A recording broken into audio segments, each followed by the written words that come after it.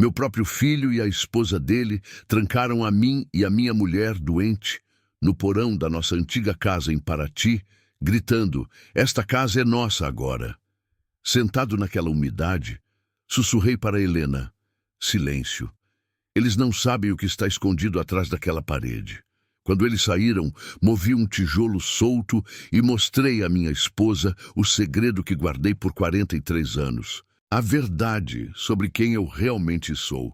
Uma verdade capaz de destruir tudo o que eles pensam que sabem sobre nossa família. Olá, caros ouvintes. Obrigado por me acompanharem hoje. Antes de começar minha história, gostaria que vocês se inscrevessem no canal e me dissessem nos comentários de qual cidade ou país estão me ouvindo. Sempre me emociona saber até onde nossas histórias viajam. Tenham uma boa escuta. Acordei às 5:30 da manhã, como faço há mais de 40 anos. Não precisei olhar para o relógio. O corpo já sabe a hora. Lá fora, o silêncio ainda tinha aquela espessura de antes do amanhecer. Da praça abaixo, o toque do sino da igreja quebrou a quietude, seguido pelo bater de asas dos pombos no telhado de telhas antigas. Abri a janela. O ar velho de Paraty entrou, fresco e misturado com o cheiro doce do jasmim que subia pela grade da varanda. O céu começava a clarear e o vento trazia o murmúrio das folhas do pé de ipê no pátio. Ouvi o zumbido de uma bicicleta e depois o baque seco do jornal contra os degraus. O diário da Costa Verde, como todos os dias. Peguei-o e deixei-o ao lado do bule de chá, sobre a mesa de madeira mais antiga que meu próprio filho. Atravessei o longo corredor de assoalho de madeira antiga, onde as tábuas rangiam a cada passo que já demos nesta casa. Na parede, minha foto de casamento com a Helena pendia torta. A moldura dourada há muito perdera o brilho. Eu a endireitei com cuidado, acariciando o vidro empoeirado. Na sala de estar, acendi o velho candeeiro que fica ao lado da pequena estante de relíquias da família. Sempre sinto que, enquanto a chama estiver viva, a casa também está. Então, fui para a cozinha. O clique do fogão a gás acendendo, o cheiro de pão torrando, a fervura da água. Tudo fazia parte da minha rotina. O pequeno mundo que eu ainda conseguia controlar. Fatiei o pão, bati os ovos e preparei o café da manhã de Helena. Como fazia todas as manhãs, antes de servir, abri a pequena caixa de remédios que o Dr. Ribeiro me deu e contei os comprimidos um por um com a precisão de um relojoeiro. Do andar de cima, ouvi passos, saltos finos batendo no chão do corredor. Era Camila. Ela sempre se levantava mais tarde, mas hoje seu andar soava decidido, quase impaciente. Um forte cheiro de perfume caro, excessivo para a manhã, começou a encher a casa. Coloquei a bandeja do café da manhã na mesa e olhei em direção à janela. Helena já estava acordada, sentada em sua poltrona perto da cortina branca, envolta em seu chale de lã. Sua pele, pálida, mas serena, refletia a luz suave do amanhecer. Quando me viu, ela sorriu fracamente. "Bom dia, meu amor", eu disse, aproximando-me dela. Dei-lhe a primeira colherada de mingau morno e depois um gole de chá. Ela apertou minha mão e aquela pequena pressão valia mais do que quaisquer palavras. Abri a porta para deixar o ar fresco entrar. O cheiro do ipê em flor encheu o quarto novamente. Então, ouvi o som de um motor de carro. Um Audi cinza parou no portão de ferro. O som da porta batendo, passos apressados, a voz alta do meu filho Eduardo ao telefone. "Sim, diga ao Tiago para fechar o negócio antes de segunda." Não me importo com o risco, quero assinado." O tom dele era o de sempre, impaciente, autoritário. Saí para a varanda. Ele desligou assim que me viu.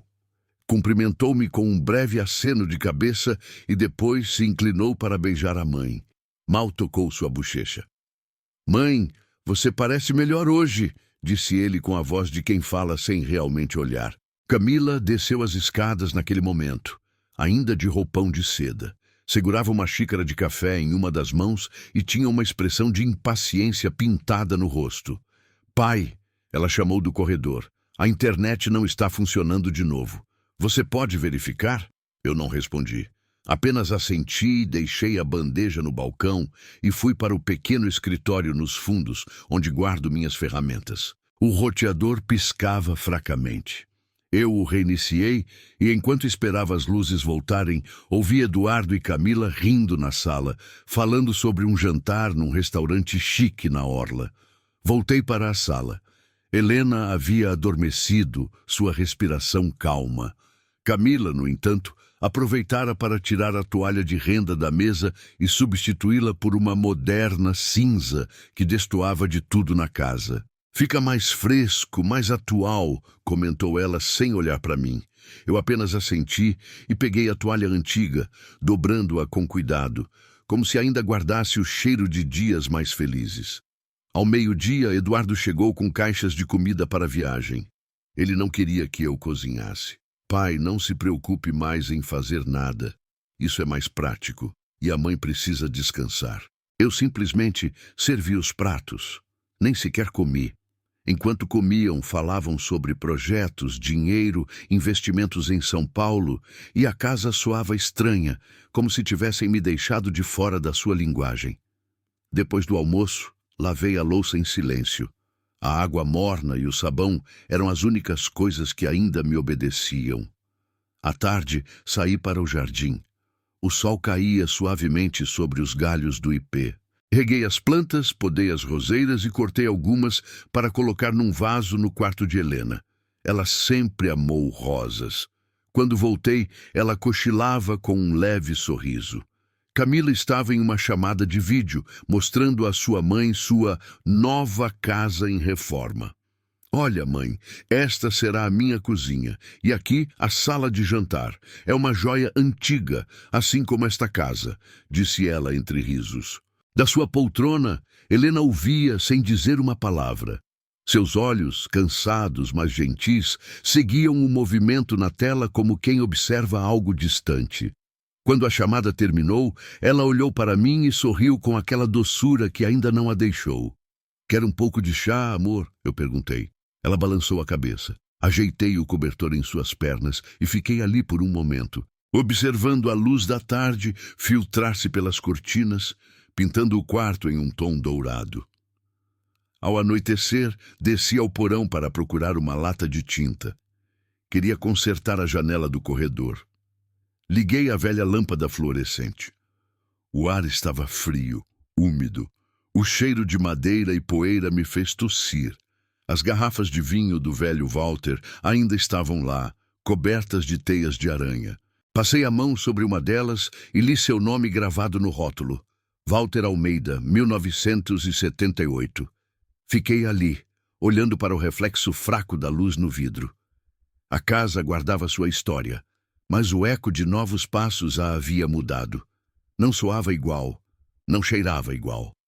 Apaguei a luz e subi as escadas lentamente. Antes de fechar a porta, olhei uma última vez para o porão escuro e disse em um sussurro: esta casa ainda respira, mas não mais com o nosso fôlego. Fiquei ali por um instante, ouvindo apenas o tic-tac do relógio de pêndulo no corredor. Depois voltei para o quarto de Helena. Ela dormia tranquilamente e a luminária ao lado de sua cama lançava uma luz quente em seu rosto. Sentei-me ao lado dela, peguei sua mão e pensei que, mesmo que o mundo insistisse em seguir em frente sem olhar para trás, eu ainda pertencia a esta casa, ao seu silêncio, aos bons fantasmas que ainda a habitavam. E assim, meu dia terminou, como tantos outros, com um coração cheio de amor e uma tristeza que nunca vai embora, mas que aprendi a aceitar, como quem aprende a viver com o som constante de uma casa antiga se esvaziando lentamente de vozes. Aquele dia amanheceu com uma chuva fina, quase invisível, daquelas que parecem flutuar no ar em vez de cair. Acordei antes do sol nascer. O som da água batendo suavemente contra as janelas era de alguma forma hipnótico. Fiquei ali por alguns segundos, olhando para o teto, ouvindo o vento empurrar os galhos do ipê contra o vidro. O ar estava úmido e frio. O quarto cheirava a madeira velha e a remédio. Acendi a pequena luminária de cabeceira. A luz amarela mal iluminava o retrato de casamento pendurado em frente à cama. Sentei-me devagar, calcei meus sapatos e casaco e saí para o corredor. As tábuas do assoalho rangiam sob meus pés, aquele som familiar que em outros tempos me faria sorrir. Mas agora só me lembrava que a casa estava se enchendo de passos estranhos. Ao passar pelo quarto de Eduardo, vi que a porta estava entreaberta. Lá dentro, o brilho azul de uma tela cintilava na escuridão. O som da voz de uma mulher vinha do alto-falante do celular. Alguma apresentadora de rádio falando sobre moda e celebridades.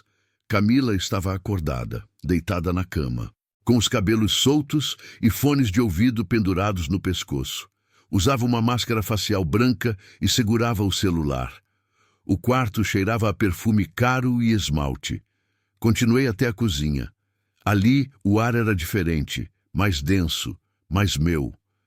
Acendi o fogão, coloquei água para esquentar e comecei a preparar o café da manhã.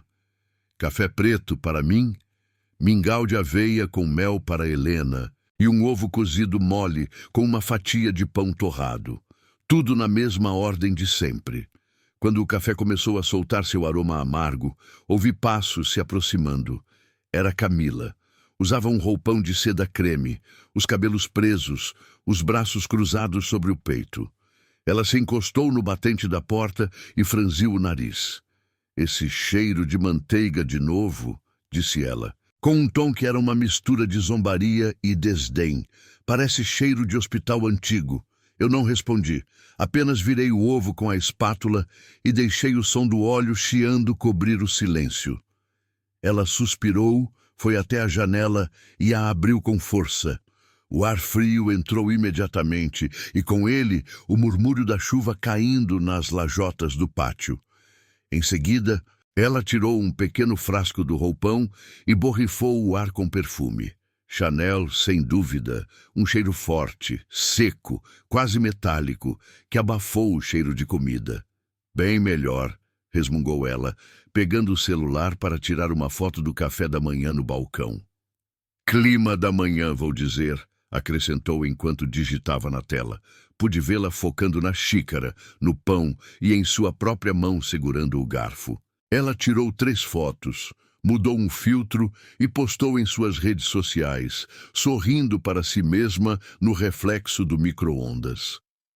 Nesse momento, Eduardo entrou, já vestido para o trabalho.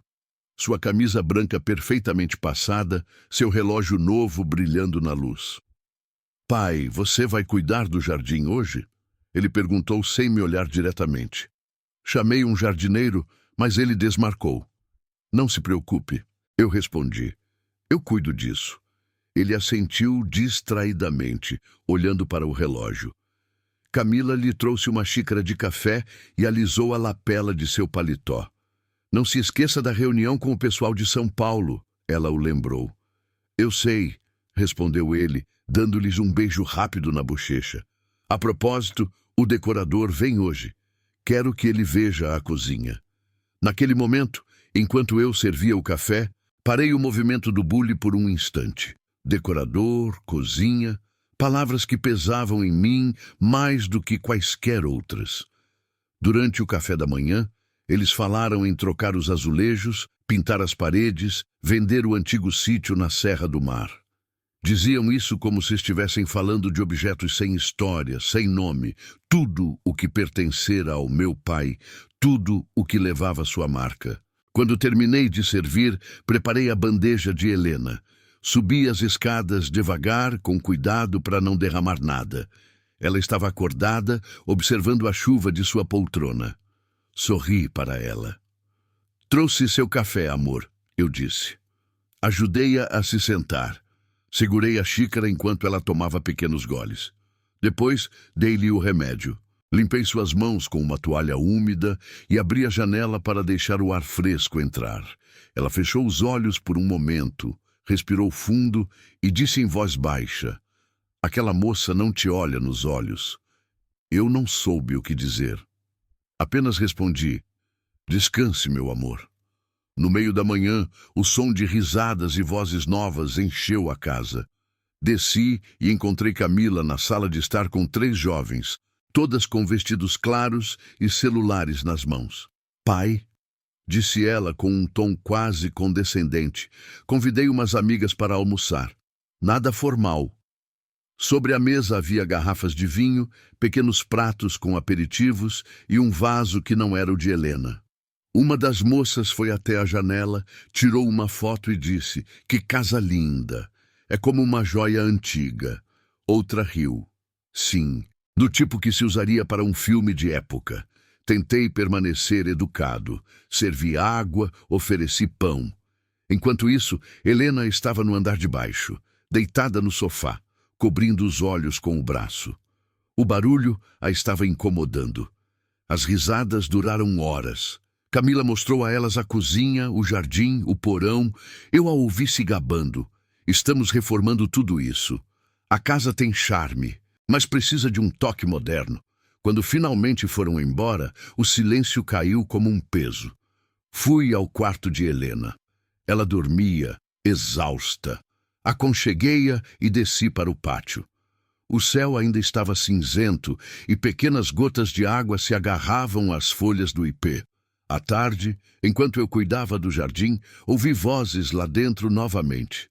Camila havia chamado um grupo de trabalhadores. Eles trouxeram fitas métricas, amostras de tinta e um caderno. Entrei no momento em que um deles estava medindo a moldura da janela da sala. "O que estão fazendo?" eu perguntei. Camila, com um sorriso impecável, respondeu: "Vamos trocar as cortinas e talvez pintar. O ambiente precisa de mais luz." "Estas paredes eram do meu pai", eu disse lentamente. Walter as pintou com as próprias mãos. Ela deu de ombros. "Bem, está na hora de modernizar, não acha?" O som de um lápis marcando a parede me perfurou como um prego. Não disse mais nada. Fui para o corredor, peguei meu casaco e saí para o pátio. Fiquei na chuva por alguns minutos, observando a água deslizar sobre as telhas. Quando voltei, os homens haviam partido. A sala cheirava a poeira fresca e perfume. Naquela noite, Eduardo chegou em casa com uma garrafa de vinho tinto caro. "Pai", disse ele com um sorriso tenso, "da próxima vez trago um Cabernet especial da Serra Gaúcha. Quero comemorar que a casa em breve parecerá nova." Eu não respondi. Apenas sentei-me perto da janela. Lá fora, as gotas de chuva batiam nas persianas. Lá dentro, as risadas deles enchiam a sala de jantar. Olhei para o reflexo do vinho na taça e pensei em meu pai, em como cada tijolo desta casa fora colocado por suas mãos. Cada rachadura tinha uma história, cada mancha de tinta era uma memória. E agora, tudo isso estava sendo apagado, camada por camada, como se a própria memória pudesse ser pintada por cima.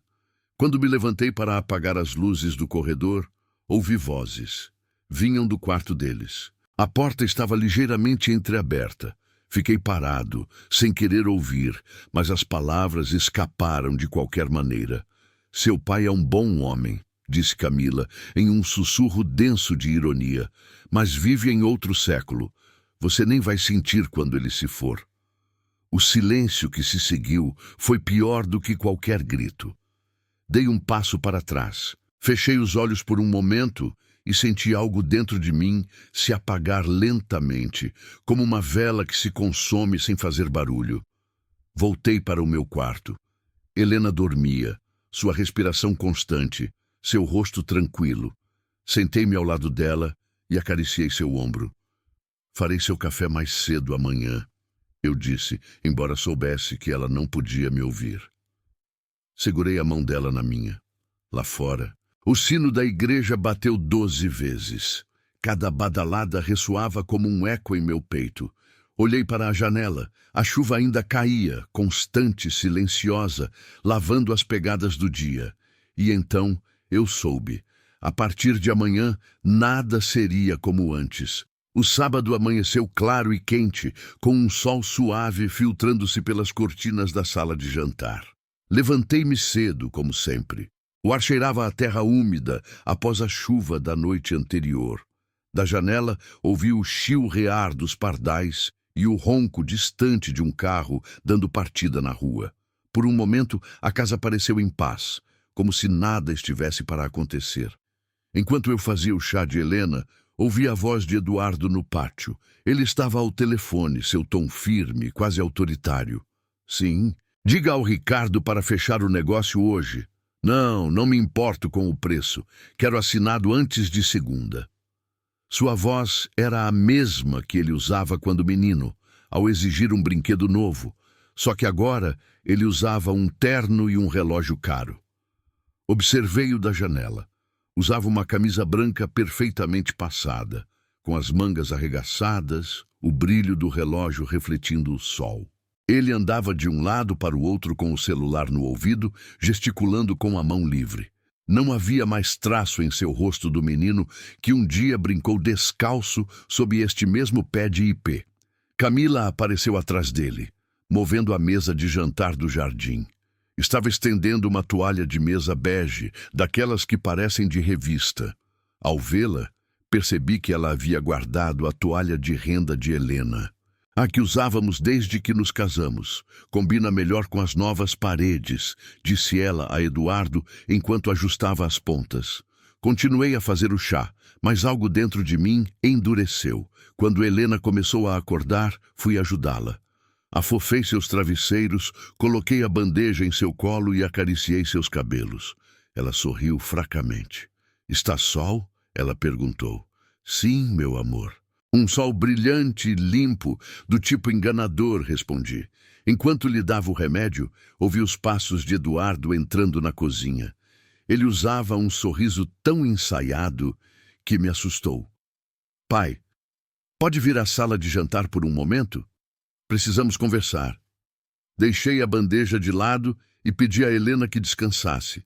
Desci as escadas devagar, com o coração pesado, sem saber por quê. A sala de jantar estava mais clara que o normal. As janelas abertas deixavam entrar uma brisa que fazia as novas cortinas balançarem. No centro da mesa havia uma pasta de couro marrom, perfeitamente alinhada com 2 taças de vinho branco. Camila sorriu para mim com aquela doçura falsa, que ela só usa quando está planejando algo. É só para um brinde, Arthur, disse ela, servindo-me um pouco de vinho. Nada para se preocupar. Sentei-me sem tocar na taça. Eduardo se acomodou à minha frente, cruzou as mãos sobre a mesa e adotou o tom de quem está prestes a fechar um negócio. Pai, ele começou, estivemos revisando algumas questões legais sobre a casa. Ele abriu a pasta com cuidado, como se revelasse um segredo delicado. Tirou vários documentos com selos vermelhos e assinaturas que eu não reconhecia. Na primeira página li: escritura de transferência de posse, residência da família Almeida. Não queremos problemas quando chegar a hora, continuou ele. Se você assinar isso, tudo será mais fácil para todos. Levantei o olhar. E que hora é essa exatamente? Eduardo desviou o olhar. Camila interveio imediatamente, colocando a mão sobre os papéis. É apenas uma formalidade. Assim, evitamos impostos, heranças complicadas, advogados. Você sabe como é a burocracia.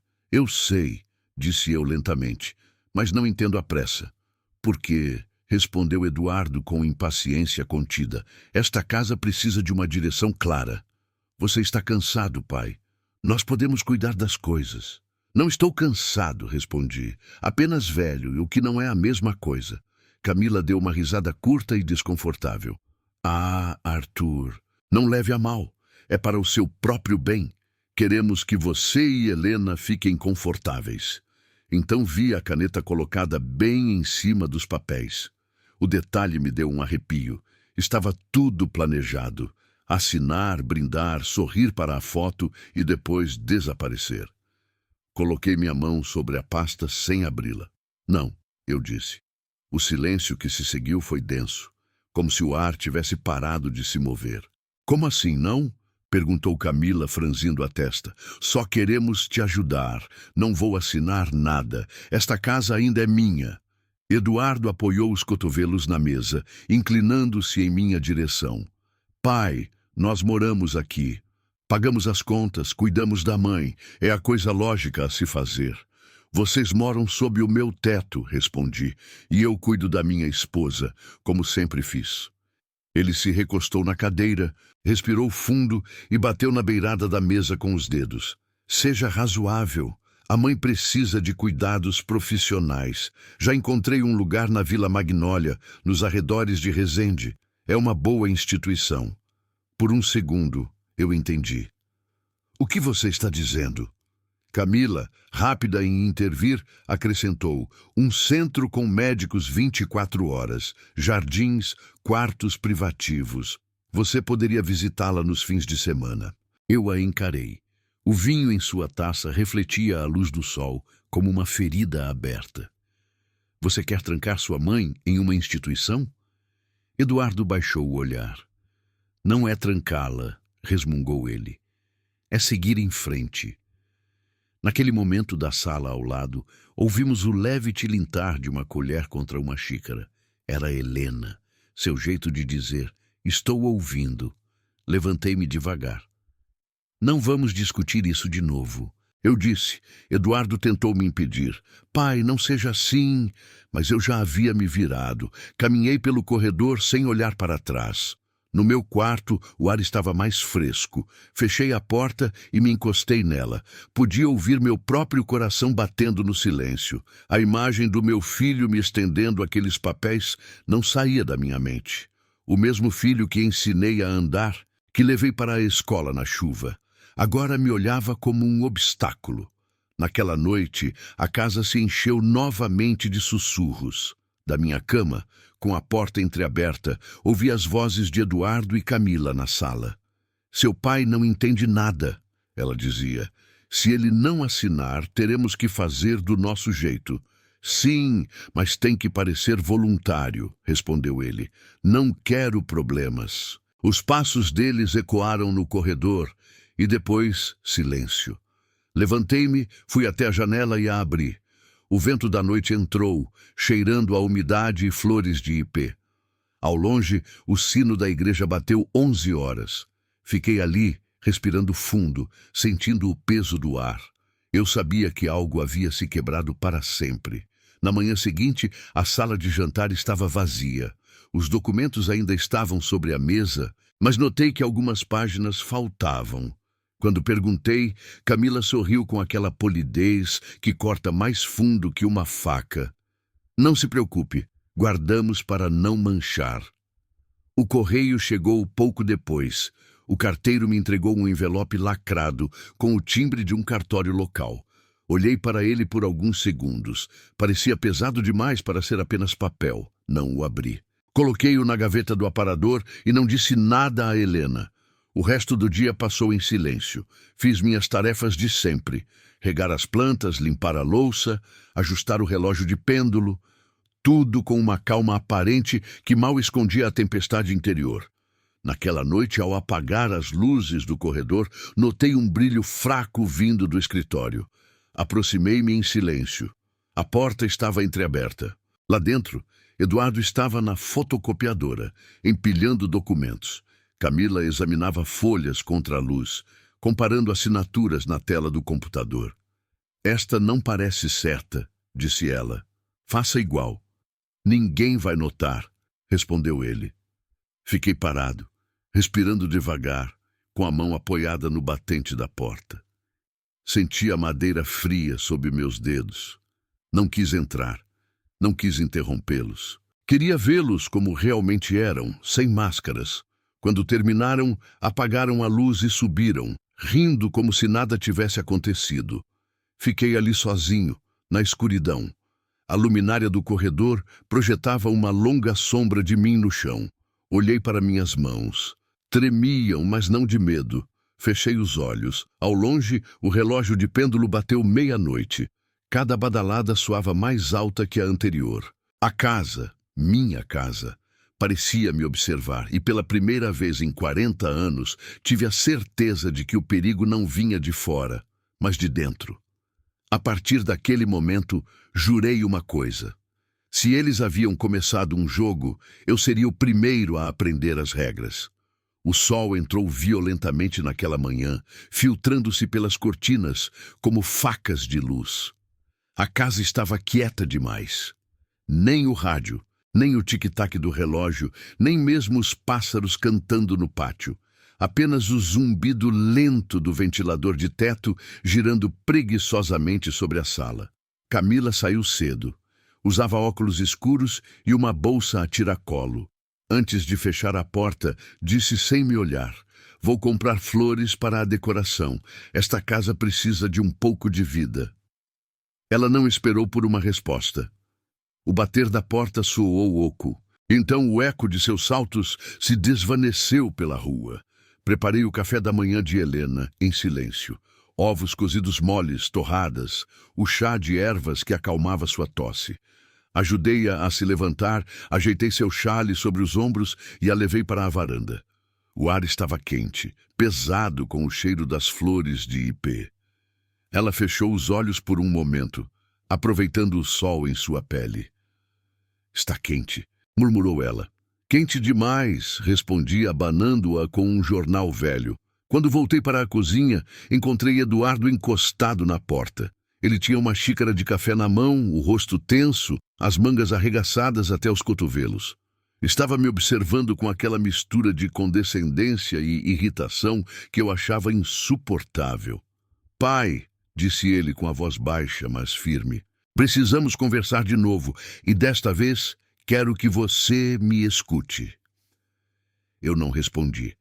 Continuei limpando a mesa. O som do pano na madeira foi minha única resposta.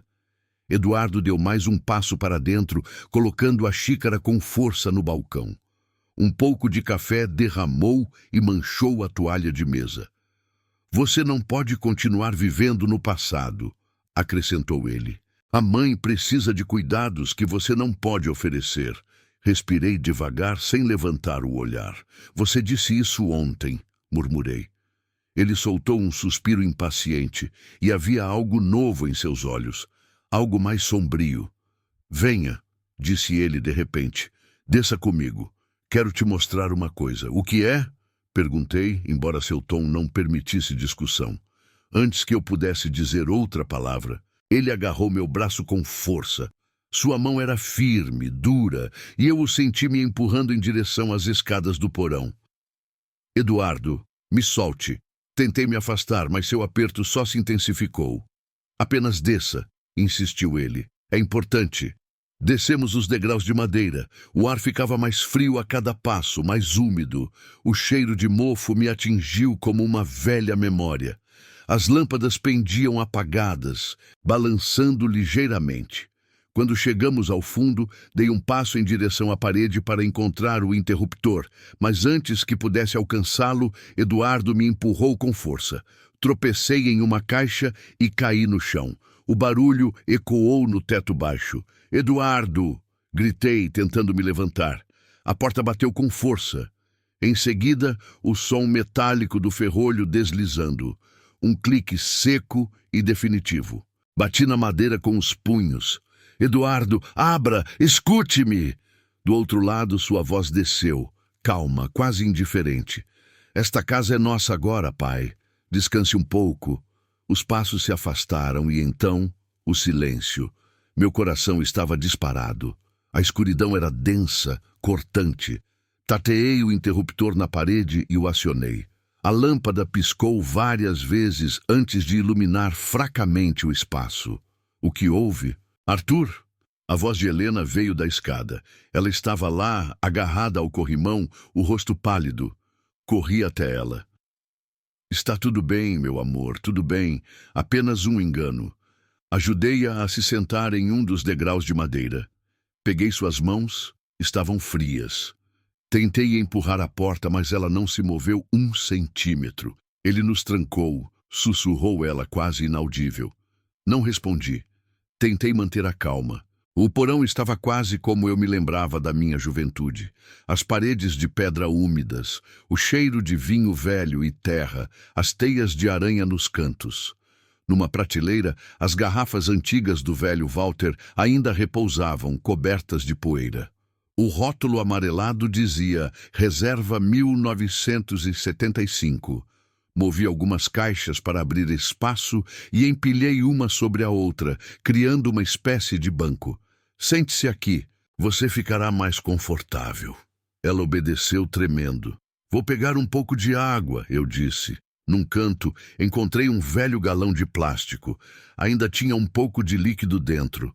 Abri e cheirei. Não estava tão ruim. Despejei um pouco em um copo de metal e ofereci a ela. Lá em cima, ouvimos o som da porta da garagem se abrindo. Depois, o motor do carro. Eduardo e Camila estavam saindo. O silêncio que se seguiu foi absoluto. Eles nos deixaram aqui de propósito, disse Helena, olhando para mim com os olhos marejados. Não diga isso, por favor, pedi. Não, ainda não. Ficamos ali, ouvindo os pequenos ruídos da casa, o ranger dos canos, o gotejar persistente de uma torneira velha, o zumbido de um inseto preso. O tempo se tornou denso. 1 hora se passou, talvez 2. A luz vacilante da lâmpada parecia respirar conosco. Peguei meu canivete e abri uma velha lata de sardinhas que encontrei em uma caixa. Dividi o conteúdo com cuidado. Helena mal tocou em um pedaço. Coma, insisti.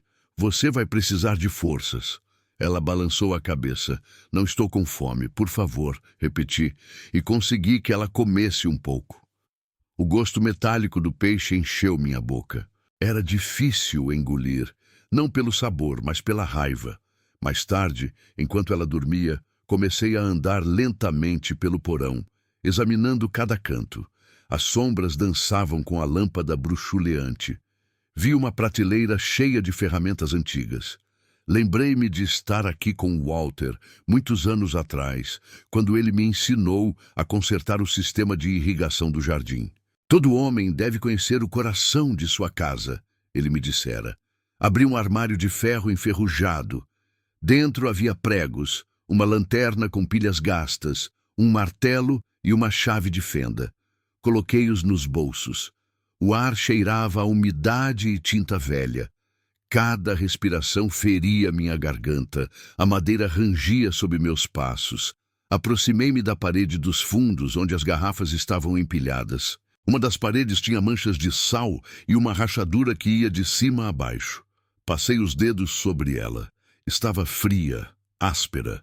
Toquei em outra seção da parede. Soava diferente, oca. Bati levemente com o cabo do martelo. O eco foi diferente, mais leve. O que você está fazendo? Perguntou Helena, acordando com um sobressalto. Nada, amor. Só verificando se há uma corrente de ar. Ela assentiu, deitando-se novamente.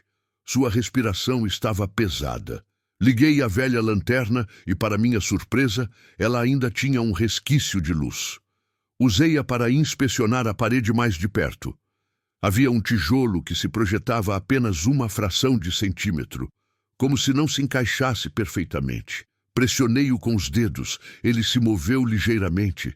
Fiz de novo com mais força, um som seco, uma leve rachadura. O tijolo se soltou, revelando um buraco escuro por trás. Meu coração deu um salto. Enfiei a mão, toquei algo metálico, frio, retangular. Puxei com cuidado e o tirei. Era uma caixa. Uma antiga lata de tabaco. Lucky Strike. O metal estava fosco, com manchas de ferrugem, mas ainda conseguia ler a marca em relevo.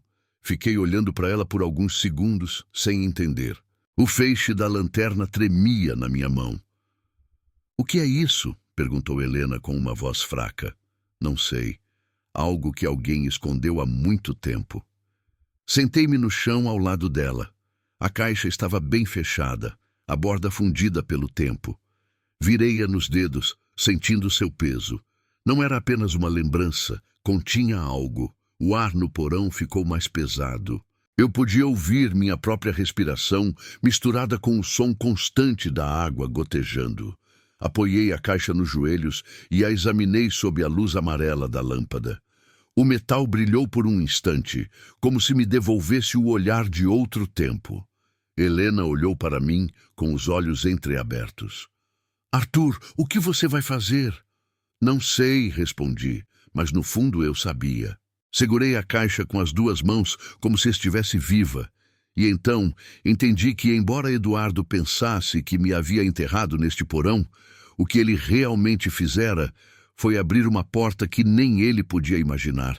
A escuridão não me assustava mais, apenas o silêncio, porque agora eu sabia que sob a terra desta casa, dentro de suas paredes e seus segredos, algo estava esperando para ser descoberto.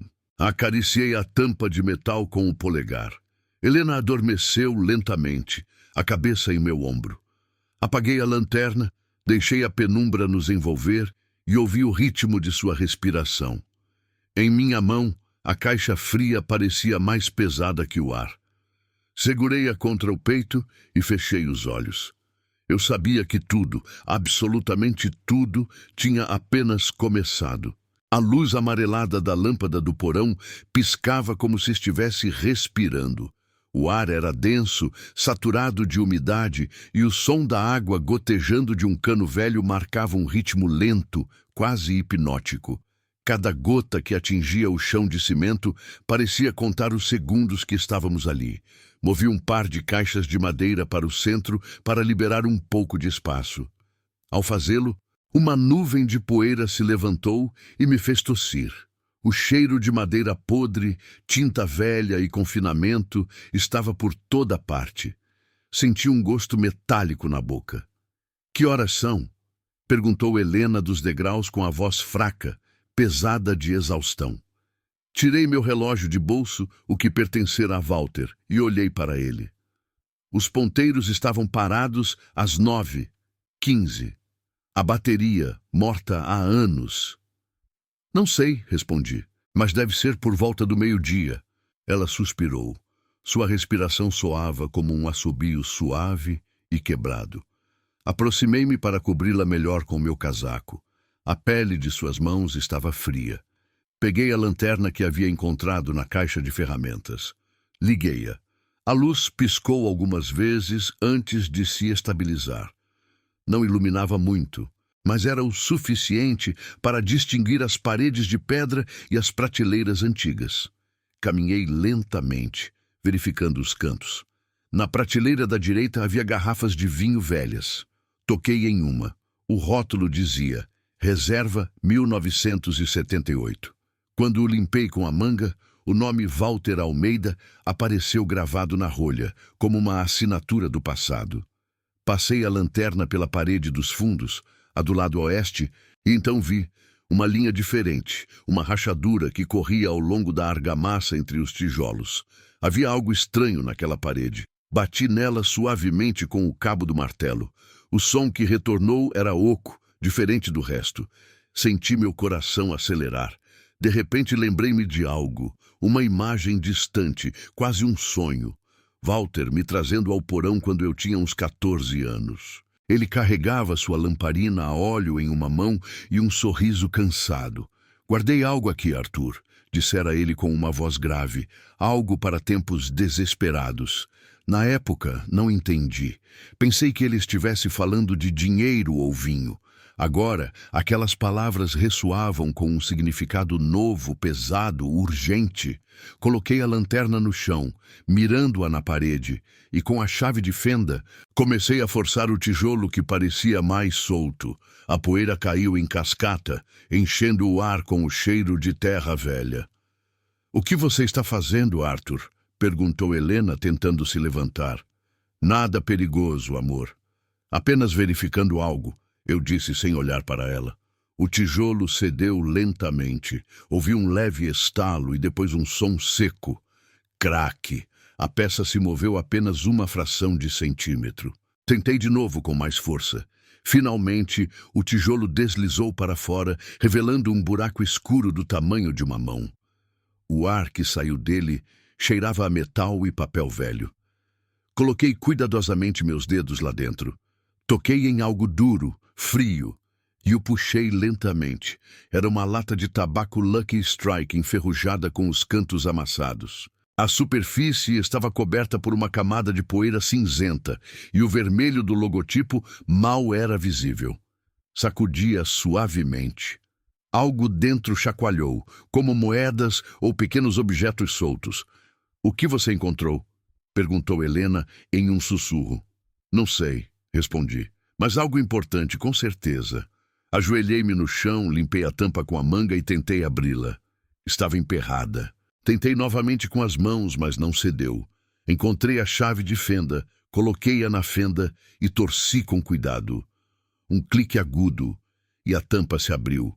Dentro havia um pacote embrulhado em papel encerado, amarelado pelo tempo, amarrado com um barbante fino e esfiapado.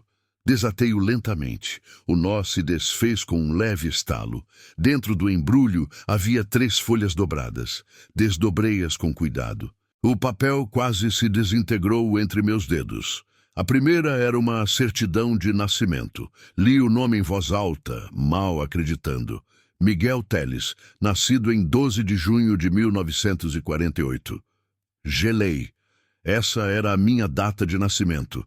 A segunda folha era um documento de adoção com selos oficiais e uma assinatura clara. Walter Almeida. O texto declarava que o menor, Miguel Teles, seria legalmente adotado com um novo nome, Arthur Almeida. A terceira era uma carta manuscrita, o papel mais desgastado que os outros, mas com a caligrafia firme, inclinada e inconfundível de Walter. "Se você está lendo isso, filho, é porque a necessidade o trouxe até aqui." As letras pareciam falar da própria terra. Senti um nó na garganta. Segurei as páginas contra a luz da lâmpada, espalhando-as sobre uma caixa vazia. Helena se aproximou, apoiando-se no corrimão. "O que diz?" sussurrou ela. Limpei a garganta. "Escute", eu disse, e comecei a ler. "Seu nome verdadeiro é Miguel Teles. Você nasceu de uma família que amava seu país, mas foi traída por ele. Seu pai, Guilherme Teles, era um conselheiro do governo falsamente acusado de conspirar contra o Estado.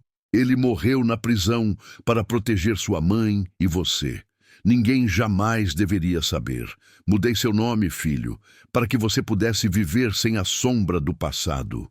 Você é tão meu filho quanto era dele. Mas se algum dia encontrar esta carta, lembre-se, o sangue que corre em suas veias tem uma história, e você não deve deixar que ninguém a manche." Terminei de ler.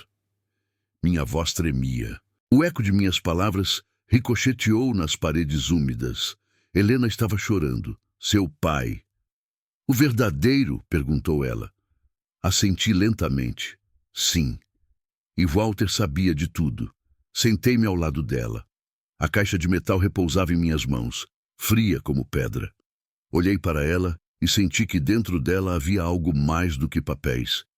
Havia um peso invisível, o de uma história enterrada por décadas. Passei os dedos sobre as letras desbotadas de Lucky Strike e pensei em Walter escondendo isso, sozinho neste mesmo porão, talvez com medo de ser descoberto.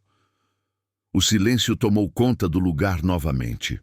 O único som era o gotejar constante do cano, marcando um tempo que parecia parado. De repente, um barulho vindo de cima, um baque seco como uma porta se fechando. Levantei-me instintivamente. "Você ouviu isso?" perguntei. Helena assentiu alarmada. "Sim." Apaguei a lanterna e ficamos na penumbra. Escutei com atenção. Passos fracos, ou talvez o vento. Eu não tinha certeza. Lá fora, um carro passou pela rua. Seu motor se desvaneceu no zumbido do calor. Aproximei-me das escadas, observando a fresta de luz que vinha debaixo da porta. Ela não se moveu. Nenhum som humano, apenas o eco distante do bairro, abafado pelas paredes grossas. "Talvez tenha sido o vento", murmurei. Voltei para perto de Helena. Vi que ela estava fraca, exausta. Coloquei meu casaco sobre seus ombros e a ajudei a se acomodar. Guardei cuidadosamente os documentos de volta na caixa e a fechei. O som metálico da tampa se fechando me deu um arrepio. Fiquei olhando para ela por um longo tempo, meu polegar roçando a borda enferrujada. Aquela pequena caixa continha não apenas um segredo de família, mas também uma verdade que poderia destruir qualquer um que pensasse estar no controle. Senti uma calma estranha. Eu não era mais o mesmo homem que havia descido a este porão por acidente. Olhei para a porta fechada. Pensei em Eduardo e Camila lá em cima, acreditando que seu pai estava acabado, derrotado. Eles não sabiam que no coração desta casa, dentro das paredes que eles desprezavam, eu acabara de encontrar algo que poderia mudar tudo. Peguei a mão de Helena. Há algo que ele não sabe, amor. Algo que pode mudar tudo. Sussurrei. Ela me olhou com uma ternura cansada, sem entender completamente. Apaguei a luz. Tudo o que restava era a fina faixa de brilho filtrando-se sob a porta. A caixa brilhou por um momento em meu colo, refletindo aquela fresta de luz. O som do gotejamento continuava a marcar o tempo, lento, implacável. E assim, sob a terra da casa dos Almeida, com a verdade em minhas mãos, eu sabia que a história da minha família, a verdadeira, estava apenas começando a emergir dos tijolos soltos do passado. O tempo deixou de ter forma naquele porão. Eu não sabia se era dia ou noite. A luz da lâmpada piscava de vez em quando, e quando se apagava, o silêncio se tornava tão denso que eu podia ouvir meu próprio coração. Não havia relógio, nem raios de sol, nem o som distante dos sinos da igreja. Apenas o gotejar incessante do cano enferrujado e a respiração fraca de Helena. Fiquei ao lado dela, sentado no chão, acariciando seus cabelos. Cada vez que ela respirava, seu peito subia e descia com dificuldade.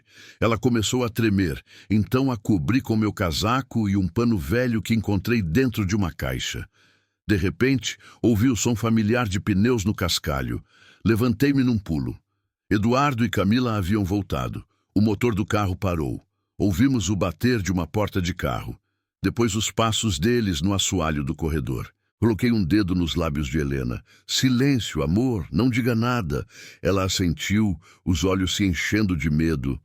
Lá em cima, as vozes deles ecoavam, abafadas pelas paredes grossas. Se alguém perguntar, diga que eles desceram por acidente, disse Eduardo com um tom frio e autoritário. E se não acreditarem, respondeu Camila, diremos que foi um mal-entendido. Ninguém vai vir inspecionar uma casa velha. Os passos deles se aproximaram do porão. A porta rangeu e um facho de luz branca desceu pelas escadas, cegando-me por um momento. Eduardo apareceu na entrada. A gravata estava afrouxada, o rosto abatido, os olhos vermelhos. Ele segurava uma garrafa de água em uma mão e um pequeno saco na outra. Já pensou no que vai fazer, pai? Perguntou ele, com a voz cansada, mas sem um pingo de compaixão. Sustentei seu olhar. Sua mãe precisa de ar e remédio, respondi. Ele exalou pelo nariz, frustrado. Você é sempre tão dramático. Ele se inclinou ligeiramente e jogou a garrafa e o saco no chão. Aí está. Pense no que é melhor para você. Em seguida, bateu a porta com força. O som do ferrolho ecoou pelas paredes como um clangor metálico que perfurou meu peito. Ajoelhei-me, peguei a garrafa, abri-a e a levei aos lábios de Helena. Beba devagar, eu disse pouco a pouco. Ela bebeu com cuidado, fechando os olhos. Limpei sua boca com um lenço e a ajudei a se deitar novamente sobre o casaco. Por alguns minutos, o único som foi o da água chapinhando na garrafa. Então ela olhou para mim, seus olhos brilhando na luz vacilante. Arthur, sussurrou ela, o que era aquilo que você estava lendo ontem à noite? Peguei a caixa de Lucky Strike do buraco onde a havia escondido. Coloquei-a em meu colo, abri-a e desdobrei os papéis com as mãos trêmulas. Estendi o primeiro a certidão de nascimento sobre minhas pernas para que ela pudesse ver. Seu dedo fino e pálido traçou as letras. Miguel Teles. Ela leu o nome, depois ergueu os olhos para mim. Então, você não é filho de Walter? Balancei a cabeça lentamente. Não, não de sangue. Ele me adotou, me salvou, mas meu nome verdadeiro era outro, de um homem que ele queria proteger. Peguei a carta, A tinta estava quase apagada em algumas partes, mas consegui decifrar o suficiente para ler em voz alta. A honra de um homem não é destruída por uma acusação, mas pelo silêncio com que a aceita, eu disse, deixando as palavras de Walter encherem o ar úmido. Helena fechou os olhos. Seus lábios mal se moveram, como em uma oração. Seu pai verdadeiro, disse ela por fim. Quem era ele? Guilherme Telles, um homem que a história apagou. Foi acusado de ser um traidor em 1952, mas que, segundo esta carta, ele morreu para proteger sua família. Ela me olhou por um longo tempo. Havia tristeza, mas também orgulho em seus olhos. Então, Eduardo não sabe de nada. Eu não respondi, e se soubesse, seu mundo inteiro desmoronaria. Ela assentiu lentamente. Porque ele vive desse nome, murmurou ela, de Almeida, de um homem que não lhe pertence da forma que ele pensa. Permaneci em silêncio. As palavras pairavam no ar como poeira suspensa. Inclinei-me sobre a caixa novamente e notei algo que havia perdido antes. Um pequeno pedaço de papel dobrado no fundo, menor que os outros. Tirei-o. Era um extrato bancário, quase ilegível, mas reconheci o selo. Banco Federal do Brasil. No topo havia um nome. Fundo Fiduciário Telles. O documento indicava que a conta estava em nome de Guilherme Telles, com direitos de herança transferidos para seu descendente direto, Miguel Telles Almeida. Fiquei olhando para aquelas palavras repetidas vezes. Isso, eu disse em voz baixa, isso muda tudo. Helena me observava, sem entender completamente. O que é? Prova, expliquei. Walter guardou este segredo para me proteger e para proteger a herança que meu pai deixou. Ela apertou minha mão. O que você vai fazer? Ainda não sei. Mas agora tenho algo que eles não esperam. A carta de um homem morto e o poder de um nome esquecido. Embrulhei os documentos de volta no pano e os coloquei na caixa. Em seguida, encontrei um buraco mais fundo na parede, atrás das garrafas velhas. Retirei 2 tijolos soltos e escondi a caixa lá dentro, cobrindo-a com poeira e madeira. Se eles tentarem descer de novo, não devem vê-la, eu disse. Helena assentiu. Sua respiração começou a ficar mais curta, como se o ar fosse mais difícil de puxar. Ela tossiu várias vezes. Ajoelhei-me ao lado dela, esfreguei suas costas e lhe dei um pouco de água. Calma, meu amor. Aguente mais um pouco. A lâmpada no teto começou a piscar e finalmente se apagou. A escuridão caiu de repente, densa, absoluta. Não se mexa, eu disse a ela, tateando entre as caixas até encontrar a caixa de ferramentas. Meus dedos encontraram uma pequena tomada na parede. Desparafusei a tampa, descasquei alguns fios com o canivete e os uni com um pedaço de fita isolante velha. Uma faísca, um estalo, e a lâmpada voltou a acender, fraca, mas estável. O porão foi novamente banhado em luz amarelada, e o reflexo fez o suor na testa de Helena brilhar. De repente, o som da fechadura vibrou acima de nossas cabeças. Alguém estava tentando abrir a porta. "Eduardo!" gritei. Silêncio. O som de metal parou. Alguns passos, depois nada. Fiquei olhando para a porta, prendendo a respiração. Senti um arrepio percorrer minha espinha. Vários segundos se passaram antes que o som dos passos se afastasse. "Eles estão voltando", eu disse, quase sem voz. Helena me olhou, os olhos cheios de medo. "O que você fará quando eles voltarem?" "Farei com que me deixem falar", respondi. "Falar sobre o quê? Sobre quem eu realmente sou. Sobre o que está no meu sangue." Ela pegou minha mão com força, como se tentasse me ancorar à realidade. "Tenha cuidado, Arthur." Ou Miguel. Não sei como te chamar agora. Sorri fracamente, embora sentisse um nó na garganta. "Chame-me como sempre chamou. O nome não muda o amor, Helena, mas pode mudar o destino." Ajudei-a a se levantar. Caminhamos lentamente até as escadas. Ficamos no último degrau, olhando para cima. Pela fresta sob a porta, uma fina linha de luz se estendia pelo chão de pedra. O ar estava parado, Apanhei a caixa dentro do meu casaco, certificando-me de que estava bem escondida. O metal frio contra meu peito me trouxe de volta uma sensação que eu pensei ter esquecido, a de ter um propósito. Olhei para a porta, para aquela pequena fresta de luz. Não sentia mais medo, sentia calma. Uma calma e uma determinação que ardiam em meu sangue, porque pela primeira vez em toda a minha vida eu sabia quem eu era. Não Arthur Almeida, não o pai velho e fraco que seu filho trancou. Meu nome verdadeiro era Miguel Teles, e essa verdade, mais cedo ou mais tarde, iria derrubar as paredes desta casa. A manhã amanheceu cinzenta, com uma luz pálida filtrando-se pela fresta superior da porta. Partículas de poeira flutuavam no ar, como se o próprio tempo tivesse parado dentro daquele porão. O som de um motor veio do pátio, quebrando o silêncio. Reconheci o ruído das rodas no cascalho. Eduardo. A porta do porão rangeu ao abrir, e a silhueta do meu filho apareceu na entrada, emoldurada pela claridade de fora. Ele estava com as mangas da camisa arregaçadas e um rosto cansado, mas seu tom não continha nenhum traço de compaixão.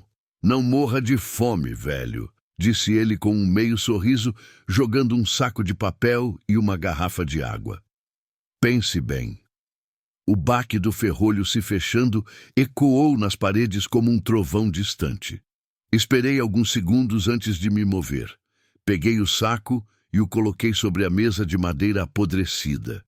Dentro havia um pedaço de pão amanhecido, um par de fatias de presunto embrulhadas em papel encerado e uma garrafa de água pela metade. Helena tossiu fracamente. Fui até ela, ajudei-a a se sentar, ofereci-lhe água e limpei seu rosto com um pano úmido. Sua pele estava fria como porcelana. "Calma, meu amor", sussurrei. "Está quase no fim." Quando ela se deitou novamente, tirei a lata de tabaco Lucky Strike do bolso interno do meu casaco. Abria por um instante para ter certeza de que os papéis ainda estavam lá. Em seguida, escondia novamente sob o tecido. O motor do carro rugiu novamente. Através do chão, senti a vibração distante enquanto eles se afastavam do pátio. A casa ficou em silêncio. Olhei para o velho relógio pendurado na parede do porão. Marcava 11:15, o mesmo da última vez. Não havia se movido. Parecia uma ironia cruel. O tempo estava passando lá em cima, mas aqui embaixo estava congelado. Fui até o canto onde me lembrava de ter visto o telefone antigo, uma caixa cinza presa à parede com um fio cortado, pendendo como uma veia aberta. Toquei-o. Poeira e teias de aranha. Inútil. Mas então me lembrei de algo. No bolso do casaco de Helena estava seu celular antigo, um daqueles com teclado deslizante que ela usava para ligar para o médico. Tirei-o com cuidado. O aparelho estava coberto de poeira, mas ainda tinha alguma vida. Pressionei o botão de ligar. A tela piscou. Uma barra de bateria, fraca, mas suficiente. Deslizei o teclado e abri os contatos. Apenas 3 números salvos: Dr. Ribeiro, Eduardo e Roberto Viana. O nome de Viana despertou uma lembrança. O advogado que havia trabalhado comigo anos atrás, quando defendi um terreno da família contra a prefeitura. Um homem decente, discreto, alguém em quem eu ainda podia confiar. Esperei Helena adormecer. Sua respiração ficou mais lenta, mais regular. Então subi 2 degraus, procurando um ponto onde o sinal pudesse ser mais forte. Segurei o celular contra a fresta de luz sob a porta. Uma barra de sinal, apenas uma, mas era o suficiente. Disquei o número de Roberto Viana. 1, 2, 3 toques, e então uma voz de mulher, jovem, profissional. "Viana em Associados, bom dia." Fiquei em silêncio por alguns segundos antes de falar, controlando o tremor na minha voz. "Aqui é Arthur Almeida", eu disse em voz baixa. "Por favor, diga ao Sr. Viana que preciso vê-lo hoje. É um assunto de herança e fraude. O Sr. Viana tem um horário às 16 horas, respondeu ela sem hesitar. "Confirmado", sussurrei e desliguei antes que ela pudesse fazer mais perguntas. Apaguei a tela, cobrindo-a com a palma da mão para evitar que a luz vazasse por baixo da porta. Virei-me para Helena, que ainda dormia. Ajoelhei-me ao lado dela. Vamos sair daqui esta tarde, prometi em voz baixa. Eu juro. Pelas próximas horas, repassei o plano em minha cabeça várias vezes. O celular tinha pouca bateria. Eu tinha que usá-lo apenas no momento certo. Tirei a caixa e verifiquei se os papéis estavam completos. A certidão, a carta, o documento do banco. Enrolei-os em um lenço limpo e os coloquei dentro do casaco. O ar ficou mais pesado com o passar do dia. O calor subia do chão, misturado com o cheiro de umidade. Helena dormia intermitentemente, acordando com um sobressalto de vez em quando. Por volta das 15 horas, o som do carro quebrou o silêncio novamente. O ranger do portão, o bater de portas. A fechadura do porão girou. Eduardo apareceu na entrada novamente, com a mesma expressão dura. Já mudou de ideia, pai? Ele perguntou, descendo alguns degraus. Fingi fraqueza, encostando-me na parede. Sua mãe precisa ver o médico, eu disse com a voz cansada. Se ela não tomar um ar fresco, não vai aguentar. Do andar de cima, a voz impaciente de Camila soou. Deixe-o sair um pouco, deixe-o assinar e acabar com isso. Eduardo hesitou por um momento, depois assentiu. Vou deixar você sair, disse ele, destrancando o ferrolho, mas sem gracinhas. 1 hora. Subi os degraus lentamente, ajudando Helena. Cada passo fazia a madeira ranger. Quando a porta se abriu completamente, a luz do dia atingiu nossos olhos. Senti o ar fresco no rosto e por um momento fiquei tonto. Eduardo observava cada movimento nosso, devagar. Não temos pressa, disse ele naquele tom de falsa calma. Entramos na sala. O cheiro do perfume de Camila pairava no ar, misturado com o de poeira recente. Fui ao quarto e peguei um casaco limpo do armário. Coloquei a caixa de metal no bolso interno, certificando-me de que estava escondida. Eduardo me seguiu com os olhos. Ligue para o médico do meu telefone, ordenou ele. Quero ouvir. Assenti. Peguei o telefone dele e disquei o número que lembrava de cor. Quando do outro lado atenderam, falei com a voz calma, como se estivesse marcando uma consulta médica. Doutor, preciso de uma consulta urgente. Levarei os documentos da minha esposa. Do outro lado, a voz firme de Roberto Viana respondeu sem hesitar. Vejo vocês às 4. Escritório principal. Desliguei. Está feito, eu disse. O médico está nos esperando. Eduardo verificou o relógio. 1 hora, repetiu ele com os lábios tensos. E não tente nada, pai. Assenti sem discutir. Com cuidado, ajudei Helena a sair. A porta da frente estava aberta. O sol da tarde caía sobre o pátio, iluminando as folhas do ipê. Uma rajada de vento trouxe o cheiro de jasmim da cerca. Por um momento, tudo pareceu normal, quase bonito. Atravessamos o limiar. Meus joelhos tremiam de tensão, mas não parei. Assim que chegamos à esquina da Rua das Flores, levantei a mão. Um táxi amarelo parou com um rangido. Abri a porta, ajudei Helena a entrar e dei o endereço ao motorista em voz baixa. O prédio do Viana, na Rua do Comércio. O homem assentiu e deu partida no motor. Eduardo estava na porta da casa, nos observando. Ele não se moveu, não disse nada, apenas levantou um dedo e olhou para o relógio, me lembrando do limite de tempo. 1 hora, pai. Nem 1 minuto a mais. Assenti e fechei a porta do táxi. O veículo se afastou lentamente, navegando pelas ruas estreitas do bairro. Lá dentro, o ar cheirava a gasolina e couro velho. Helena me olhou, o rosto pálido, mas com uma centelha de esperança. Para onde estamos indo? Ela perguntou. Ver o médico, eu disse primeiro, e depois acrescentei em voz mais baixa. Alguém que pode nos ajudar. Ela apertou minha mão com força. Lá fora, a cidade se estendia sob a luz dourada da tarde. Varandas com roupas penduradas, crianças brincando nas calçadas. O chamado distante de um vendedor ambulante. Tudo parecia tão normal que doía pensar no que estávamos deixando para trás. Enquanto o táxi virava na Rua do Comércio, discretamente tirei a caixa de Lucky Strike do bolso e olhei para ela por um segundo. O metal frio emitia um reflexo fraco, quase imperceptível. Segurei-a no colo e pensei em Walter, em Guilherme Telles, nos dois homens que, de alguma forma, me fizeram quem eu era. Passei a vida acreditando que os segredos do passado estavam enterrados para sempre, mas agora eu sabia que a verdade nunca é enterrada, ela apenas espera. O taxista ligou o rádio. Uma música antiga começou a tocar, uma daquelas que Helena costumava cantarolar enquanto cozinhava. Ela a reconheceu e sorriu fracamente, com seus lábios secos. "Não ouço isso há anos", murmurou ela. Eu também sorri. Pela primeira vez em muito tempo, senti que o destino estava me dando uma segunda chance. Enquanto o sol se refletia nos prédios do centro, o táxi continuava seu caminho. A cidade se movia ao nosso redor, indiferente. Mas em meu peito algo estava despertando. Uma mistura de calma e resolução. Apertei a mão de Helena, olhei para frente e soube com absoluta certeza que a ligação feita da escuridão de um porão havia mudado tudo. A liberdade finalmente tinha uma forma e estava me levando direto a ela.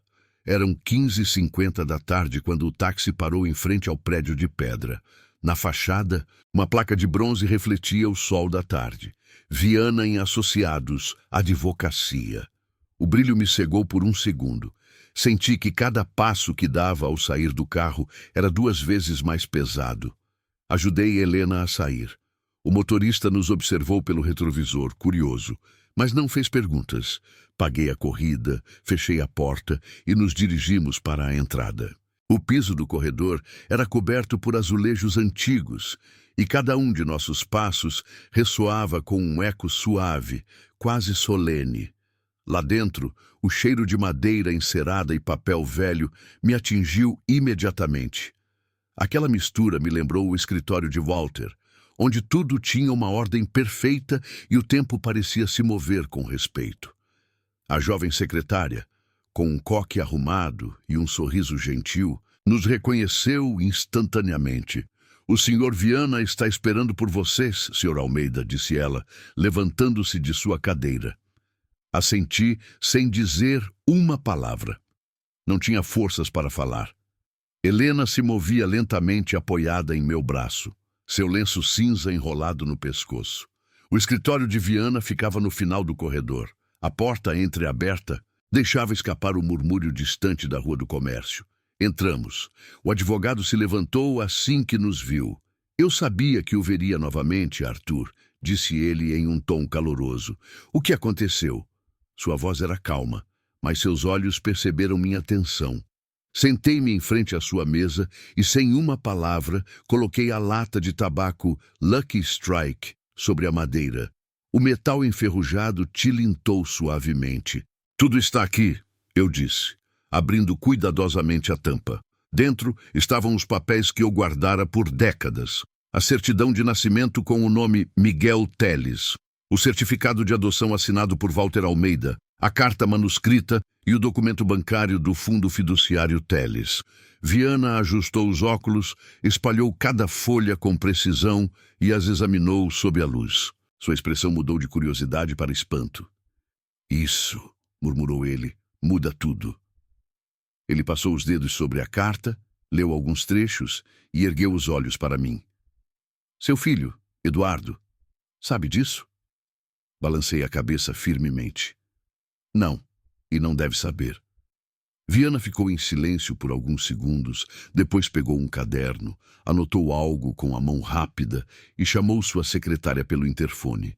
"Laura, prepare uma ordem de despejo por fraude documental e peça ao cartório uma verificação de assinatura. Alta prioridade." Enquanto falava, seu tom se tornou mais técnico, mais frio. Mas sob aquele profissionalismo havia uma chama contida, uma indignação silenciosa. Quando desligou, olhou para mim novamente. "Preciso que você assine uma procuração para que eu o represente. Isso não será apenas um assunto de família, Sr. Almeida. Este é um caso de falsificação e fraude de propriedade." Assenti, tremendo ligeiramente. Peguei a caneta que ele me ofereceu e assinei com a mão firme. Arthur Almeida, ou talvez Miguel Teles. Já não importava qual. Enquanto isso, a secretária entrou com 2 xícaras de chá. Helena pegou a sua com as 2 mãos. O cheiro de gengibre encheu a sala e seu olhar se desviou para as estantes, onde os nomes de leis e decisões estavam empilhados como testemunhas silenciosas de outras batalhas. Quando tudo estava pronto, Viana fechou a pasta e bateu-a suavemente na mesa. Eles terão uma visita em sua casa dentro de 24 horas, disse ele calmamente. Mantenha a calma. Não confronte seu filho. Deixe isso comigo. Pressionei os lábios e assenti. Não tinha palavras, apenas gratidão. Quando saímos, o ar da tarde parecia mais fresco.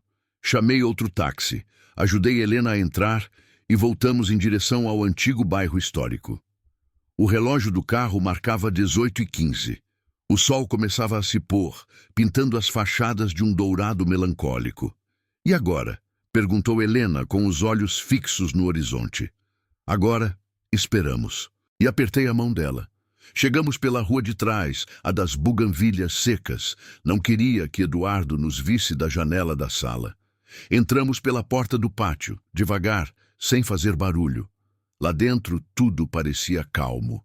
Camila falava alto ao telefone, mencionando Búzios, sua mãe, e o novo decorador. Eduardo estava no sofá assistindo ao noticiário, um copo de uísque na mão. Ajudei Helena a se acomodar em sua poltrona favorita perto da janela. O médico diz que ela precisa de descanso, anunciei em voz neutra. Eduardo nem sequer olhou para mim. Certo, disse ele simplesmente, sem tirar os olhos da televisão. Naquela noite, fingi que tudo estava normal. Fiz uma sopa leve, apaguei as luzes cedo, mas minha mente não descansou um segundo.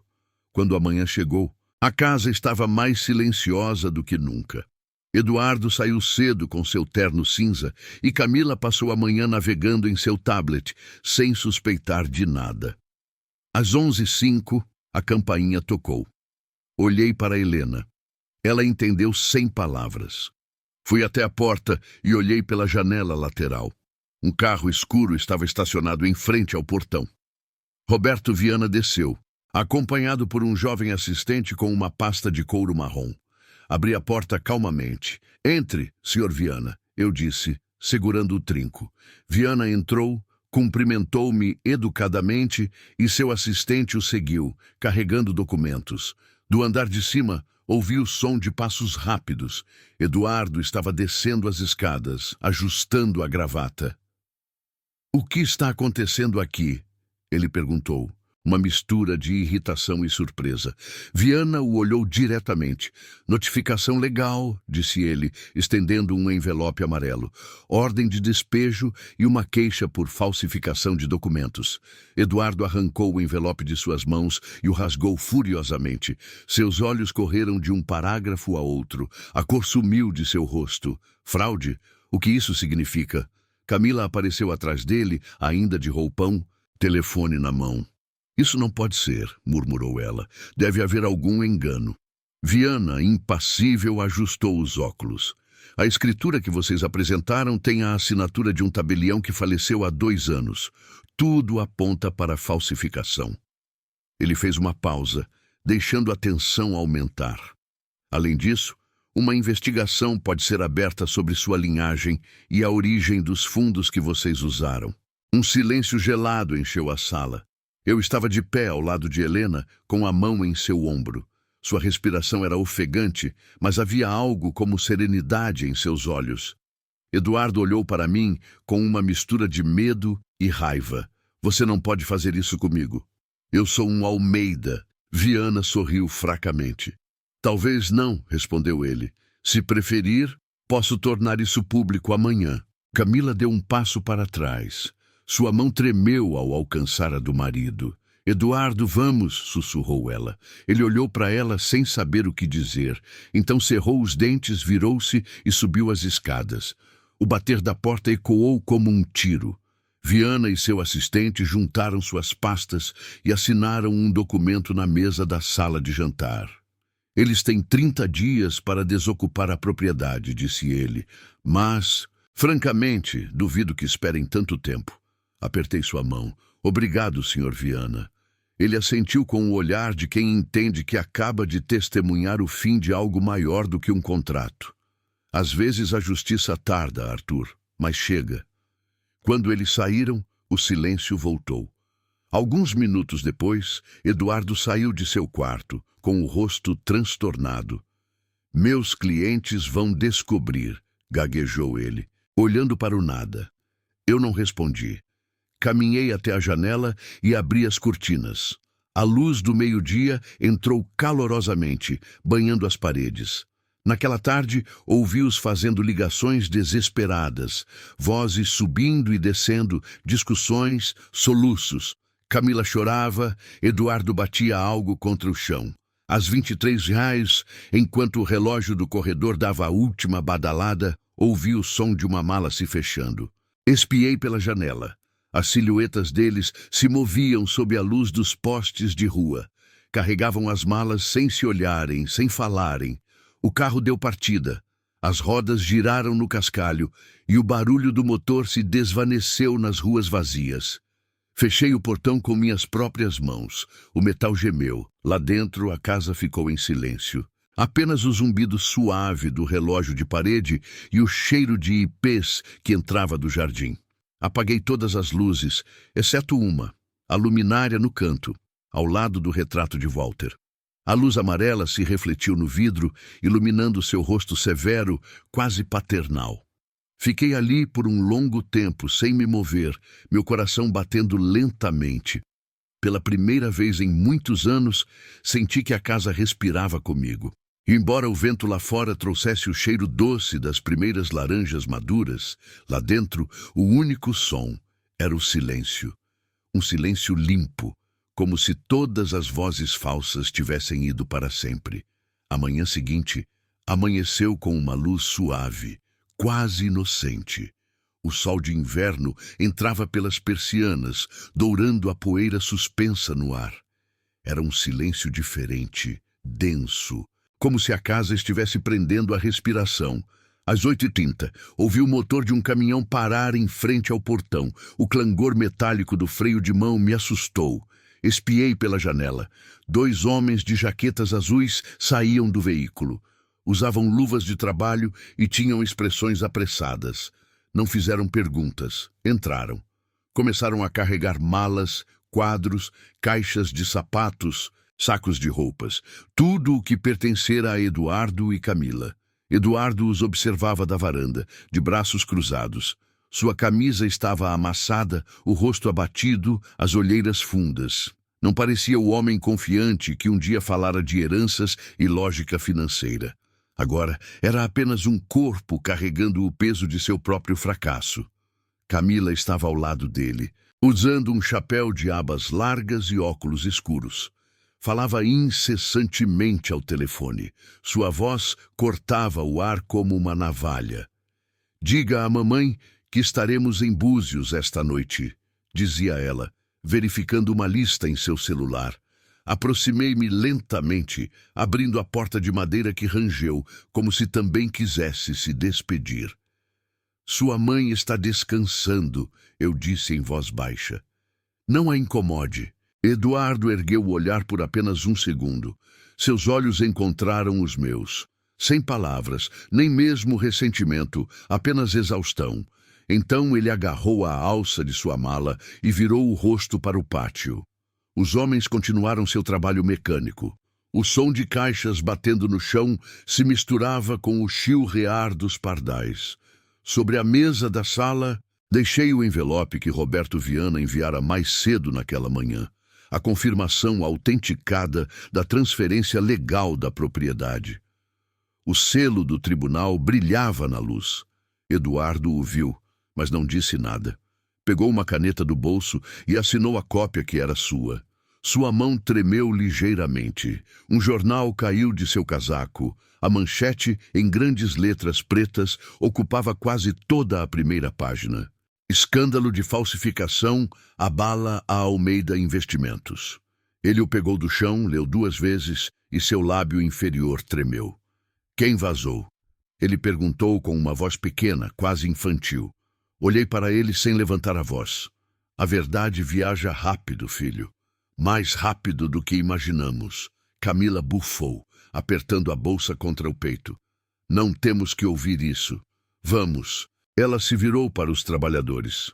Rápido, por favor. Não temos o dia todo. Do portão, vi seu Ademir, nosso vizinho. Estava parado na calçada com um saco de laranjas na mão e uma revista dobrada sob o braço. Ele olhou para mim, assentiu com um leve sorriso que não precisava de palavras. Ele entendeu. O caminhão deu partida com um ronco. As rodas rangeram no cascalho, deixando um rastro de poeira. O ar de inverno cheirava a metal e despedida. Eduardo entrou no banco do passageiro. Camila se acomodou ao lado dele e, sem olhar para trás, o veículo se afastou lentamente até desaparecer na curva. Quando o portão se fechou novamente, a casa inteira pareceu expirar. O silêncio que permaneceu era tão profundo que eu podia ouvir o zumbido do ventilador de teto e o tic-tac do relógio no corredor. Fiquei por um momento, olhando para os rastros que os pneus haviam deixado no chão, sabendo que o vento os apagaria antes do anoitecer. Ao meio-dia o telefone tocou. Era Roberto Viana. A imprensa tem tudo, disse ele em seu tom profissional. Os nomes deles já foram removidos do conselho de administração. Não poderão operar nenhuma conta em seus nomes. Obrigado, Sr. Viana, respondi. Desliguei lentamente e saí para o pátio. O ar cheirava a folhas úmidas e flores novas. O pé de ipê nos fundos havia florescido novamente. Raios de sol se filtravam pelos galhos como promessas. Às 16 horas, o carteiro apareceu com um envelope do Banco Federal. Abriu ali mesmo com as mãos trêmulas. Dentro havia uma carta oficial. Contas do Fundo Fiduciário Teles reativadas. Titular da conta, Miguel Teles Almeida. Li meu nome 3 vezes, aquele nome que estivera enterrado por meio século. Assinei o recibo, guardei o envelope com cuidado e o levei para o pequeno baú sob a escada, o mesmo que pertencera a Walter. Coloquei-o ali entre pastas velhas e chaves esquecidas. Fechei-o com um clique que soou como justiça feita. O resto do dia passou lentamente, em paz. Ao entardecer, Helena acordou. A luz dourada do pôr do sol banhava seu rosto pálido. Eles se foram? Ela perguntou em um sussurro. Assenti. Sim, amor, eles se foram. Ela não disse mais nada, apenas pegou minha mão e me deu um leve sorriso, um daqueles que contém uma vida inteira de silêncios e perdão. Naquela noite, caminhei pela casa. Cada cômodo era uma memória. No quarto de Eduardo, restavam apenas sombras. Um frasco de colônia vazio, um par de meias enroladas e um porta-retrato virado para baixo. Peguei o porta-retrato. Era uma foto antiga do seu aniversário de 10 anos. Ele estava sorrindo ao meu lado e de Helena, segurando sua primeira bicicleta. Por um momento, senti o velho impulso de justificá-lo, de acreditar que ainda havia bondade por trás de sua queda. Mas não. Às vezes, o amor de um pai consiste em deixar seu filho enfrentar o eco de suas decisões. Cobri a cama com um lençol branco e fechei a porta. No jardim, o ar cheirava a jasmim. Seu Ademir entrou pelo portão com seu passo lento e chapéu de palha. O silêncio soa melhor hoje, não é, Arthur? Disse ele, levantando a cesta de laranjas. Sim, meu amigo, muito melhor, respondi. Sentamos na varanda, 2 velhos à sombra, dividindo a fruta sem pressa. Não falamos de justiça ou dinheiro, apenas sobre o tempo, sobre as flores que estavam voltando, sobre o zumbido das abelhas entre as sebes. Ao anoitecer, a paz se tornou mais densa, quase palpável. Senti pela primeira vez em anos que a casa respirava comigo novamente, não contra mim. Quando seu Ademir se despediu, caminhei pelos corredores, apagando as luzes uma por uma. Passei pelo escritório onde Eduardo costumava trabalhar. A cadeira ainda estava virada, como se alguém tivesse acabado de se levantar. Toquei o encosto com a ponta dos dedos. Continuei até o porão. A porta era a mesma. A fechadura antiga. O ar ligeiramente úmido. Desci os primeiros degraus. A penumbra me envolveu como uma memória. A lâmpada pendurada ainda estava lá. Liguei-a. Sua luz amarelada revelou as manchas do tempo nas paredes. Caminhei até o canto onde o tijolo se soltara, aquele buraco que uma vez me mostrou o passado e me devolveu a verdade. Apoiei a mão na superfície áspera da parede. Obrigado, velho Walter, sussurrei. Fechei os olhos. Podia imaginar sua voz calma e nobre. Quando chegar o dia, faça a coisa certa, mesmo que doa. E eu fiz. Subi lentamente, apagando a luz. Ao longe, os sinos da igreja tocaram 7 vezes. O som veio suavemente, como uma bênção. Quando saí para o jardim, o céu estava tingido de violeta. O vento sussurrava nas folhas do ipê, e o perfume das flores recém-abertas enchia o ar. Respirei fundo, com o coração tranquilo. A casa estava em paz. Helena dormia na poltrona, o cobertor até o pescoço, o rosto sereno. E eu, pela primeira vez em muito tempo, senti que o inverno não trazia frio, trazia justiça, trazia silêncio, trazia por fim perdão. 6 meses se passaram desde aquela noite em que o vento trouxe o cheiro de ipês e o silêncio voltou a habitar a casa. O antigo bairro histórico despertou novamente com a primavera, e com ela um murmúrio diferente nas ruas. Acordo todos os dias às 6, como sempre. O hábito ainda é mais forte que o descanso. Abro as janelas e deixo o ar quente entrar, misturado com o aroma das flores no pátio. Da esquina, ouve-se o padeiro gritando suas mercadorias e o eco dos cascos dos cavalos que ainda puxam alguns carros de entrega. O porão, aquele lugar escuro onde o desespero me aprisionou por dias, não existe mais como era. Transformei-o com minhas próprias mãos. Agora é um estúdio iluminado, com piso de madeira clara e paredes recém-pintadas de branco. A pequena janela oval deixa a luz da manhã entrar e a reflete nas prateleiras onde guardo os cadernos antigos de Walter, as cartas e os documentos restaurados. Às vezes, apenas fico ali em silêncio, ouvindo os estalos da casa viva. Helena diz que o lugar não respira mais tristeza. E ela tem razão. Ela está sentada perto da janela da sala, envolta em seu chale de lã bege, tricotando um cachecol com um fio azul pálido. Sua pele parece mais rosada e, embora seus movimentos sejam lentos, seu sorriso recuperou aquele calor que eu me lembrava de nossos primeiros anos nesta casa. Sirvo-lhe uma xícara fumegante de chá de camomila e a coloco na mesinha. Obrigada, Arthur, diz ela, sem desviar o olhar do trabalho. Cheira a primavera hoje. Sim, amor, respondo. E a paz? Sento-me na poltrona de madeira em frente a ela e abro o jornal. Na página 3, quase escondida entre as notícias financeiras, uma pequena nota anuncia: Eduardo Almeida e Camila Rivas vendem suas propriedades em Nova York, desaparecem do cenário financeiro. Não faço nenhum gesto. Dobro o jornal com cuidado e o deixo sobre a mesa. Helena me observa em silêncio. Não preciso dizer nada. Nós dois sabemos que algumas histórias se fecham sozinhas, sem aplausos, sem barulho. No meio da manhã, seu Ademir chega.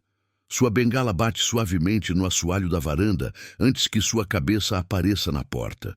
Bom dia, Arthur. O jardim deu frutos antes dos meus joelhos hoje. Brinca ele, levantando uma cesta cheia de tomates vermelhos e pão fresco. Rimos. Convido-o a entrar no novo estúdio. Seus olhos se arregalam com a mudança.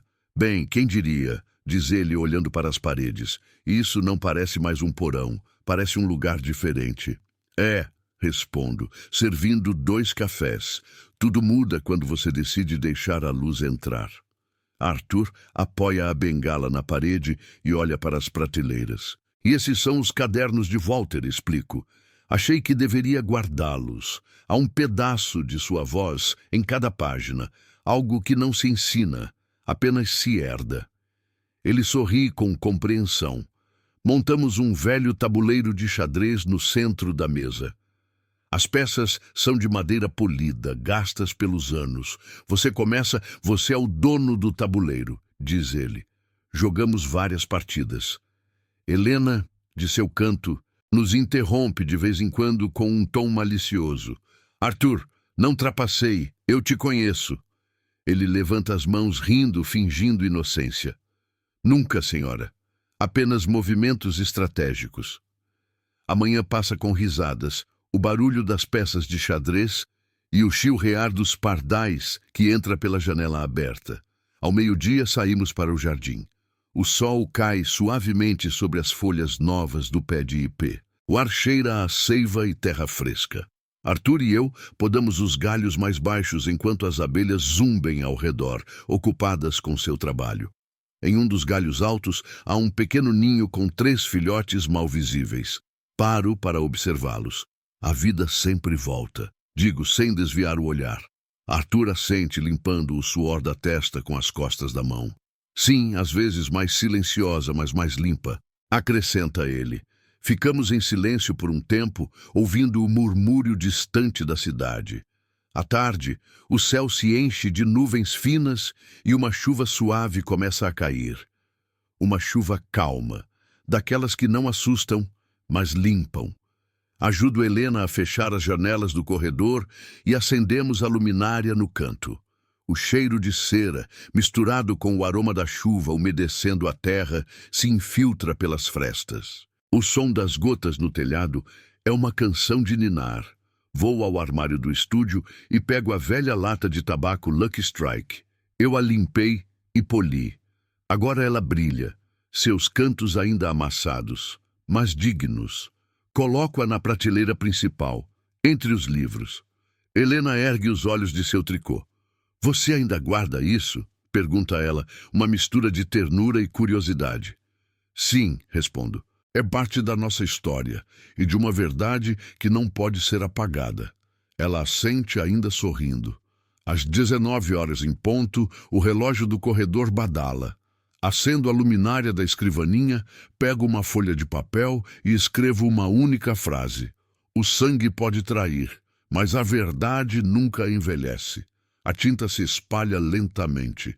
Assopro para secá-la. Fecho o caderno e o guardo com os outros. Saio para a varanda. A chuva parou, mas as ruas ainda brilham com os reflexos dourados dos postes de luz. A velha Paraty cheira a pão quente, umidade e a uma vida que não desiste. Na esquina, um grupo de jovens toca violão sob o toldo de um bar. As notas sobem pela rua como um suspiro alegre. De dentro, vejo Helena através do vidro. Seu rosto, iluminado pela luminária, tem a serenidade de quem não teme mais nada. Ela sorri, e nesse sorriso está tudo o que perdi e tudo o que ainda tenho. Seu Ademir passa pelo portão, levantando a mão. Até amanhã, velho amigo, ele grita com uma risada. Amanhã fará sol, respondo. Fecho a porta. Caminho pela casa, apagando as luzes uma por uma. Deixo apenas a luz do estúdio acesa, iluminando as paredes brancas, onde antes havia apenas umidade e medo. A chuva deixou um brilho limpo no assoalho de madeira. Sento-me na escrivaninha, olho ao redor e penso que tudo, até mesmo a dor, tem seu lugar, se você lhe der tempo e silêncio. Apoio a mão na lata de tabaco, aquela relíquia que mudou meu destino. Não há raiva nem nostalgia, apenas gratidão. Murmuro para mim mesmo. Como se falasse com Walter, com meu pai verdadeiro, com todos aqueles que um dia me ensinaram algo sem palavras. O verdadeiro legado não era o dinheiro ou o nome, mas a dignidade de não desistir. Olho pela janela. As luzes da cidade piscam sob o céu limpo. O vento traz o cheiro das flores de ipê, inundando o estúdio. A casa dos Almeida, antes uma prisão, agora respira em paz. E nessa paz, nesse silêncio que não machuca mais, Finalmente, encontro o que sempre procurei, a paz de coração. Aprendi que o sangue nem sempre define a família, mas a lealdade sim. Por muito tempo, acreditei que o amor de um pai poderia suportar tudo, até mesmo a traição. E talvez isso seja verdade, mas também entendi que o amor sem respeito se torna uma corrente e que às vezes é preciso deixar os filhos enfrentarem o peso de suas decisões para que possam entender o valor do que perderam.